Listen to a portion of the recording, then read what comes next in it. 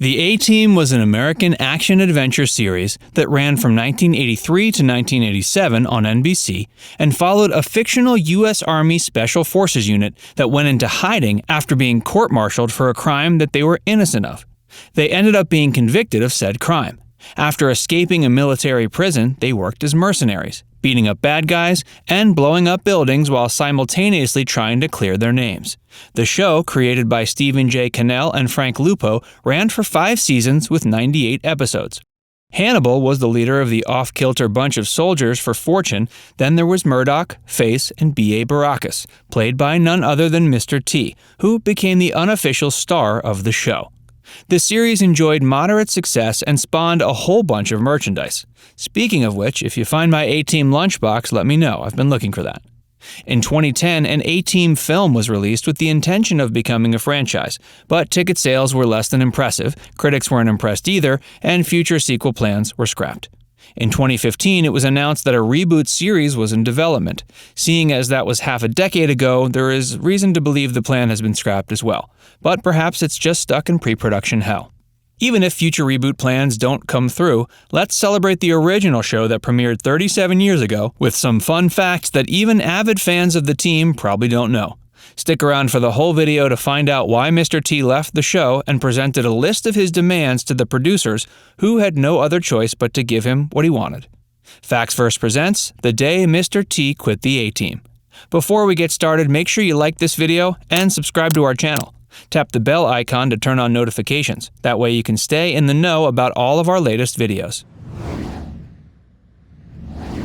The crime they were charged with was murder. Everything went awry in 1972 when the A-Team, acting under orders from their commanding officer, went on a secret mission to rob the Bank of Hanoi of all their gold.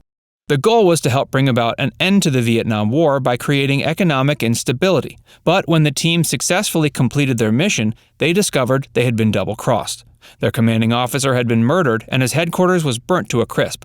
As such, they had no proof they were acting under his orders and were accused of murdering him to cover their tracks for the robbery. They were sent to a max security prison for their supposed crimes, but as we all know, that wouldn't keep them in place for very long. There was only one death on screen in the entire series. Sure, there were lots of explosions and gunshots at the climax of every episode, and bad guys were being flung all over the place, but no one ever really got killed. Criminals and crooks could be seen narrowly escaping doom by crawling out of cars or jumping through windows right before everything went boom. Even still, parents and religious organizations played up the fact that the show was, in their opinion, too violent to be on TV. To be fair, there was one death on the show, or at least it was implied when General Fulbright died via explosion in the episode The Sound of Thunder. Quick question before we move on, did you ever get around to tapping the like button and subscribing to our channel? Anyway. B.A. never said, "I pity the fool." A lot of catchphrases are never actually spoken in the shows people think they came from. For example, Vader never said, "Luke, I am your father," and Captain Kirk never said, "Beam me up, Scotty." Mr. T did occasionally use the phrase mainly for marketing purposes, but for the most part, he just liked to call people suckers. The van has a website. Well, it isn't exactly the original van from the series per se, but an exact replica that two brothers in the UK, Liam and Jerome Brett, built does have its own website. The siblings shipped in a 1982 G-Series cargo van from the US to the UK and painstakingly scoured the world for parts to build an exact duplicate of the A-Team's iconic wheels. A-Team is actually military speak.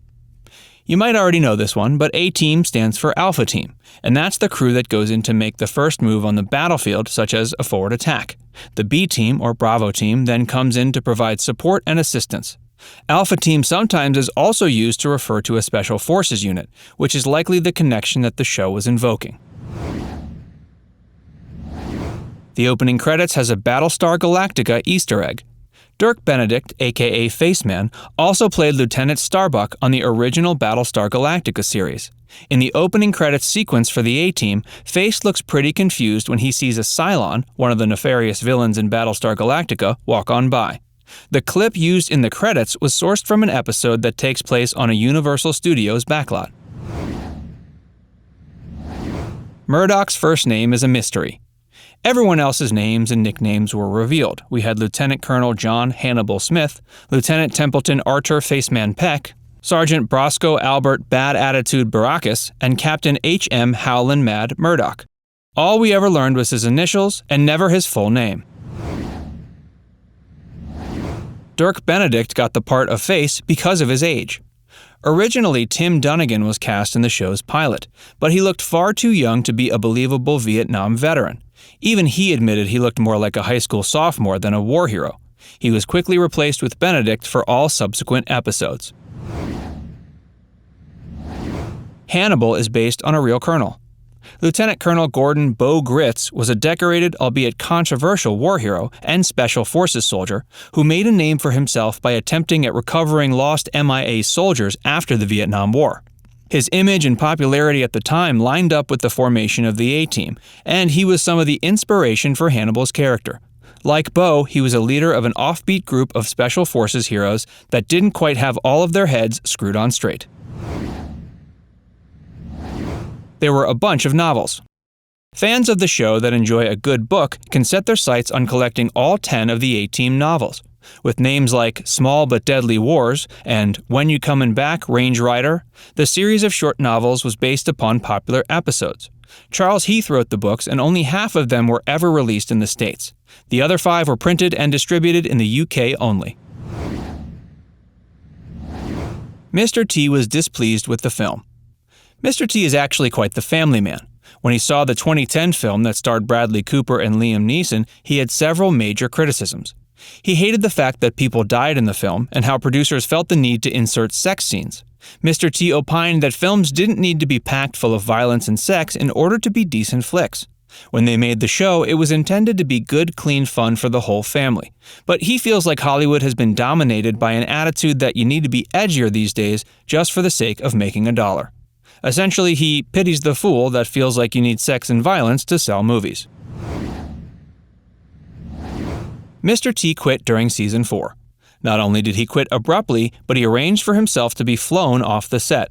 Season 4's premiere was being filmed on a cruise ship, and when Mr. T received the news that a family member had passed away, he knew he had to put his blood before his career. He also complained that the ship's air conditioning was getting on his nerves, but the first reason was probably more significantly connected to his departure. He hired a helicopter to fly him off the ship and then phoned into the producers a list of all his demands, and they fired him on the spot. Despite his departure, a few days later he was able to arrive at a compromise with the network brass where his complaints were finally addressed, and he once again joined the cast and crew for the remainder of the series. The network knew the show wouldn't be the same without him. He had become the unofficial star of the show.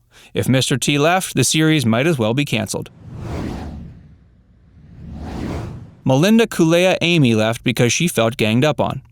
From the get-go, Kulea and Papard had some kind of rift between them. She claims this negative sentiment and animosity soon spread to the rest of the cast and crew, and by the end of season 2, everyone had turned against her. The producers picked up on this and gave her the boot. Now, we might not ever hear the other side of the story. Perhaps producers thought she didn't add anything to the show. After all, why does the A-Team need a feisty journalist sidekick in the first place? Germany didn't like the violence. When German broadcasters were looking at acquiring the rights to the A-Team for a Dutch release in 1989, they opted to only purchase the rights for 26 of the 98 episodes, citing excessive violence as the reason for passing on the other episodes. George Papard smoked 3 packs of smokes a day.